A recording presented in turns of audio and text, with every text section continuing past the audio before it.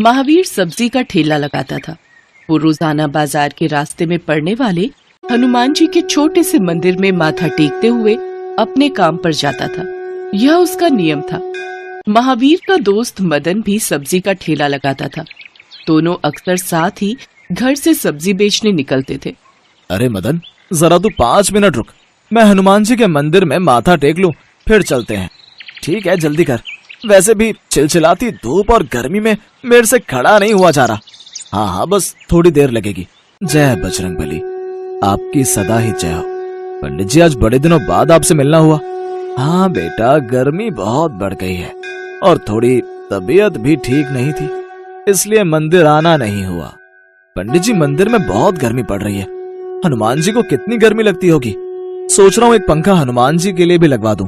सच, ठंडी ठंडी हवा हनुमान जी पर पड़ेगी तो उन्हें कितना आनंद आएगा और उनके भक्त भी प्रसन्न रहेंगे। ये तो बहुत उत्तम विचार है कि तुम हनुमान जी के लिए पंखा लगाना चाहते हो। ठीक है पंडित जी, फिर मैं पंखे के लिए अलग पैसे जोड़ना शुरू कर देता हूँ और कुछ ही दिनों में एक पंखा लाकर हनुमान जी के मंदिर में लगवा दूंगा। महावीर, कितनी देर और है? बस आए मदन। अच्छा पंडित जी, चलता हूँ। ये बात जब उसने मदन को बताई तो मदन जोर जोर से हंसने लगा। अरे तू तो हनुमान जी की भक्ति में बिल्कुल पागल हो गया। हनुमान जी की इच्छा होगी तो जल्दी पैसे जोड़कर मैं पंखा खरीद भी लूंगा। जो होता है सब उनकी कृपा से ही होता है। अगले दिन से ही महावीर ने थोड़े थोड़े पैसे बचाने शुरू कर दिए। सुजाता, ये 200 रुपए उन्हीं रुपयों में मिला दे जो मैंने तुझे हनुमान जी के पंखे जोड़ने के लिए दिए थे। अब तो आप पंखा खरीद कर लगवा सकते हो। हाँ सुजाता, इसी खुशी के दिन का तो मैं इंतजार कर रहा था। बस कल बाजार जाते हुए पंखा खरीद कर रख लूंगा, फिर शाम को किसी बिजली वाले को पकड़कर मंदिर में लगवाता हुआ आ जाऊंगा। अगले दिन महावीर और मदन काम पर जाते हैं। रास्ते में महावीर एक पंखे की दुकान से पंखा खरीद लेता है। ये देख मदन, कितना बढ़िया पंखा मिल गया। बस अब शाम को बिजली वाले को लेकर पंखा लगवा दूंगा। ये तो बहुत बढ़िया पंखा खरीद लिया। सही है, अच्छा है, लगवा दे। काश ये नया पंखा मेरा हो जाए, फिर तो मजा ही आ जाएगा। इतना पुराना पंखा लगा हुआ है, हवा भी नहीं आती। अगर मैं इसका ये पंखा चोरी कर लूं तो इसे क्या पता चलेगा। बोल दूंगा कोई और उठाकर ले गया। महावीर सामने बिजली की दुकान पर बिजली वाले को साथ चलने के लिए लेने जाता है।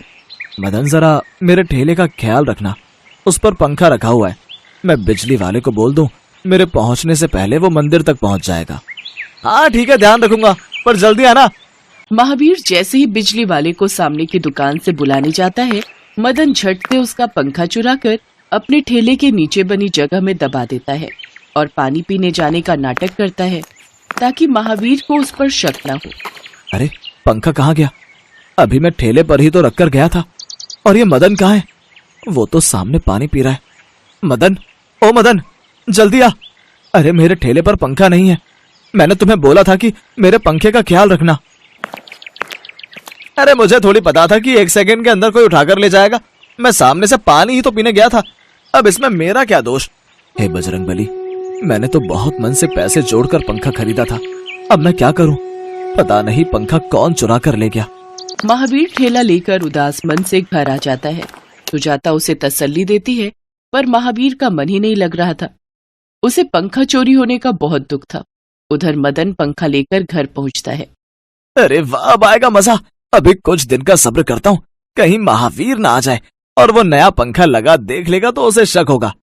सरोज, ये पंखा वहाँ पलंग के नीचे रख दे। अभी मदन अपनी पत्नी सरोज से बात कर ही रहा था कि उसके घर पुलिस आ जाती है। साथ में एक व्यक्ति भी मौजूद था। इंस्पेक्टर साहब, इसने मेरी दुकान से पंखा चुराया। वो देखिए, वो रहा पंखा। मैंने आपको सही जानकारी दी थी, इसे गिरफ्तार कर लीजिए। आप ठीक कह रहे हैं मिस्टर हनुमत। हवलदार, इसे गिरफ्तार कर लो। चलो, तुम्हें चोरी के जुर्म में हम गिरफ्तार करते हैं। पर मेरी बात तो सुनिए इंस्पेक्टर साहब, मैंने इनकी दुकान से कोई पंखा नहीं चुराया। मैं तो इन्हें जानता तक नहीं। मेरी बात का विश्वास कीजिए। इंस्पेक्टर साहब, ये ऐसे नहीं मानेगा, इसे जेल में डालना ही पड़ेगा। अच्छा, इससे कहो कि ये इस पंखे का बिल दिखाए जहाँ से इसने खरीदा है। अचानक महावीर भी वहाँ पहुँच जाता है और अपना पंखा मदन के घर देख लेता है। मदन, तुमने मेरा पंखा चुराया? इंस्पेक्टर साहब, ये पंखा तो सुबह चोरी हो गया था। मुझे तो किसी व्यक्ति ने कहा कि मदन ने मुझे जल्दी घर आने को कहा है। मैं घबराया हुआ आया और ये सब देखा। इंस्पेक्टर साहब, ये पंखा महावीर का है। उसने ये सुबह खरीदा था। सच्चाई तो ये है कि ये पंखा मदन ने महावीर का चुराया है। मैं तो बस सच्चाई सामने लाना चाहता था। मुझे माफ कर दे महावीर, मुझसे गलती हो गई, मुझे जेल नहीं जाना। इंस्पेक्टर साहब, मदन को छोड़ दीजिए, मुझे इससे कुछ नहीं कहना, पर आज के बाद मेरी और तेरी दोस्ती खत्म। तू अपने रास्ते में अपने रास्ते। अरे वो सज्जन पुरुष कहाँ गए? लगता है इस चोर को पकड़वाने के लिए ही वो हमारे साथ आए थे और उनका काम पूरा हो गया और वो चले गए। मदन महावीर के कहने पर हम तुम्हें छोड़ रहे हैं, आज के बाद ऐसी गलती फिर ना करना। इंस्पेक्टर साहब, उनका नाम क्या बताया था? हनुमत नाम सुनकर महावीर रोने लगता है। वो समझ जाता है कि साक्षात हनुमान जी आज उसकी मदद के लिए आए थे। ये सब लीला हनुमान जी की ही रचाई हुई थी। घर जाकर महावीर सारी बात अपनी पत्नी सुजाता को बताता है। उसकी भी आंखों में खुशी के आंसू आ जाते हैं। दोनों मिलकर हनुमान जी के मंदिर जाते हैं और नया पंखा लगवा देते हैं। हाँ माँ, मैं बिल्कुल अभी उठा तो आपकी मिस्ड कॉल देखी। क्या हुआ माँ, सुबह सुबह फोन किया? फिर से पापा ने जरूर कुछ बोल दिया होगा मेरे लिए। नहीं नहीं बेटा, मैं तुझे बस ये याद दिला रही थी, आज तेरा मंगलवार का व्रत है। तुझे याद है ना, मंदिर में बूंदी का प्रसाद हनुमान जी को भोग लगाकर खाना खा लेना। भूखे नहीं रहना, भूखे पेट रहो तो ईश्वर नाराज होते हैं। हाँ माँ, मैं खा लूंगा, आप परेशान मत हो। अच्छा माँ, मैं रखता हूँ, नहा धोकर पूजा करके मुझे फिर से निकलना है। ठीक है मेरे बच्चे, बजरंग बली का आशीर्वाद हमेशा तेरे साथ है, उन पर सदैव विश्वास रखना। दादाजी, आज आपकी बहुत याद आ रही है। मुझे आज भी याद है वो बचपन के दिन जब आप मेरी उंगली पकड़कर राम मंदिर ले जाते थे। दादाजी, क्या हनुमान जी भगवान राम के बहुत बड़े भक्त हैं? हाँ रवि बेटा, हनुमान जी भगवान राम के सच्चे भक्त होने के साथ उनके सच्चे मित्र भी हैं। जिस तरह से राम जी हनुमान के बिना नहीं रह सकते, उसी तरह से हनुमान जी भी राम जी के बिना नहीं रहते। फिर तो मैं राम जी के साथ साथ हनुमान जी की भी पूजा करूंगा, और जैसे हनुमान जी राम जी के सच्चे भक्त हैं, मैं हनुमान जी का सच्चा भक्त बनूंगा। ठीक है मेरे बच्चे। हे बजरंग बली, मेरे पोते पर सदैव अपना आशीर्वाद बनाए रखना। जय श्री राम, जय बजरंग बली। जय श्री राम, जय बजरंग बली, जय बजरंग बली। आपकी सदा ही जय हो। मैं आज फिर नौकरी ढूंढने जा रहा हूँ, मेरी सहायता करना प्रभु। रवि ने डॉक्टरी की पढ़ाई की थी। इंटर्नशिप करने के बाद अब वो नौकरी ढूंढ रहा था। वो चाहता था कि उसकी नौकरी किसी अच्छे हॉस्पिटल में लग जाए, इसीलिए वो रोजाना अलग अलग अस्पतालों में नौकरी के लिए जाया करता था, पर उसकी किस्मत उसका साथ नहीं दे रही थी। रवि हनुमान जी पर बहुत विश्वास करता था और उनके नियम से पूजा पाठ करता था। उसे विश्वास था कि एक दिन उसे नौकरी जरूर मिलेगी, इसलिए नियम पूर्वक उनके पूजा पाठ करके वो नौकरी ढूंढने के लिए निकल जाता था। ऐसे ही एक दिन, जी मुझे डॉक्टर सुभाष से मिलना था। अभी वो एक ऑपरेशन के लिए गए हुए हैं। कृपया करके ये मेरा बायोडाटा आप डॉक्टर सुभाष को दे दीजिएगा। मेरी उनसे फोन पर बात हो गई थी। ठीक है, आप यहाँ रख दीजिए, मैं दे दूंगी।